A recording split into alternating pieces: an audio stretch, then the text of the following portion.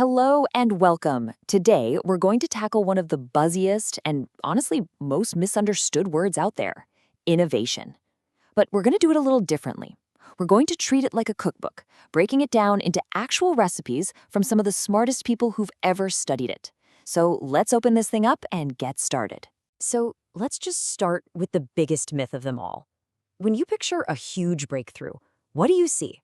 Is it that lone genius, maybe under an apple tree? Or a light bulb just suddenly clicks on over somebody's head? It's a fantastic story, right? But is that how it really happens?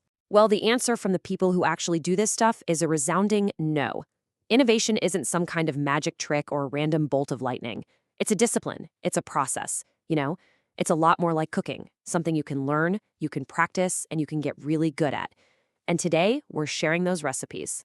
Okay, recipe number 1. Every great dish starts with getting the right ingredients. For innovation, your ingredients are opportunities. So the first step is knowing where to even look for them. The legendary management thinker Peter Drucker just nailed it. He didn't see innovation as an accident. He saw it as a purposeful, really focused effort to create change. But that leaves the big question, right? Where do you even begin to look for these opportunities? Well, Drucker basically gave us a treasure map. He pointed to 4 key places to go hunting. He said to look for the surprises, both good and bad. Notice the gaps between the way things are and the way they should be. Find what's broken in a process and fix it. And pay really close attention to how big shifts in population create totally new needs. And that first one, the unexpected, it is so powerful. I mean, look at IBM. They built this super advanced scientific computer, but then businesses started buying it to do payroll. Instead of saying, no, you're using it wrong, they leaned in and, became IBM. Or flip it around and look at failure. The Ford Edsel was a legendary flop. But it taught Ford that people didn't just want a car for their income bracket, they wanted a car for their lifestyle. And that one lesson gave us the Mustang. All right, on to recipe number 2, the kitchen.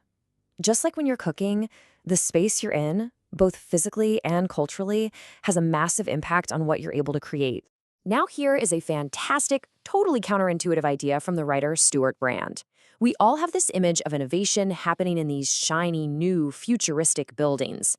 Brand says, nope, you've got it all wrong. So why? He breaks it down into high road and low road buildings.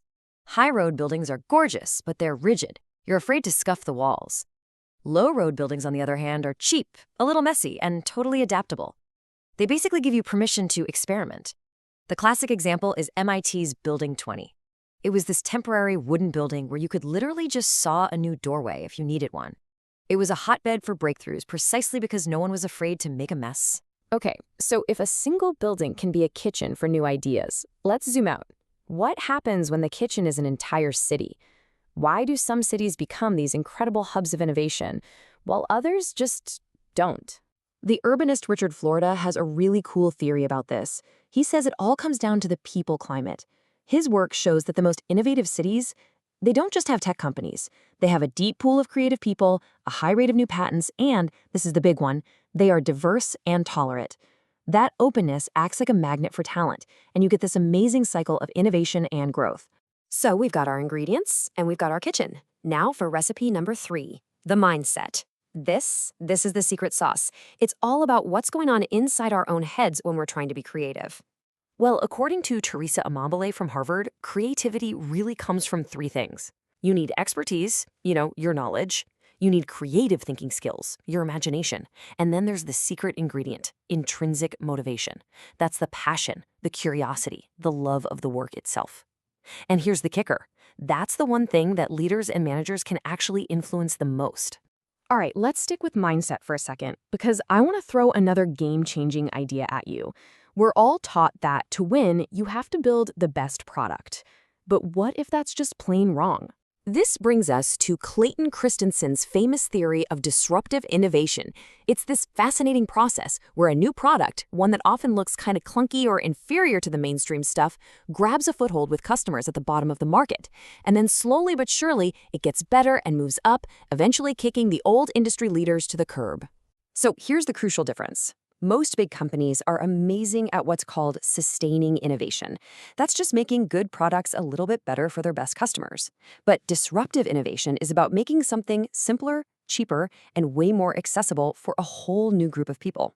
I mean, think about the first personal computers. They looked like toys compared to the giant corporate mainframes, but they ended up changing everything because they opened up computing for everyone.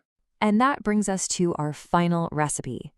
This one is all about the most important, and believe me, the most overlooked partner you have in this whole process.